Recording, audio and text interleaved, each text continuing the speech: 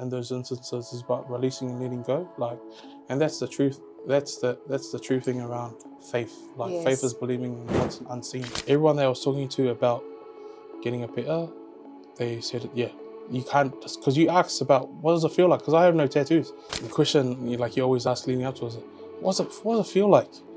And everyone that was telling me said, oh, it's the worst pain you can ever feel. And it was like just every body part. But culturally and spiritually, it was unreal because I'm quite faith orientated, asking God, give me confirmation. What do you want me to do? And it was only until the church conference that I was at, and one of the bros, not knowing my situation, he said, oh bro, God put a word on my heart. You need to make a decision, and you need to make it now. That was a Thursday night. And I was like, oh my gosh, if that's any conviction from God and a sign, then, and for me, obedience was key. And so that was a Thursday night.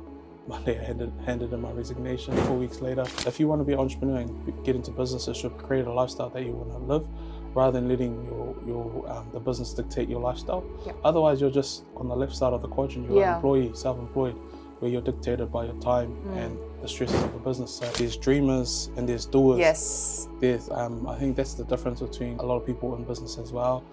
And as I'm kind of, meeting more people, you can decipher the dreamers and the doers.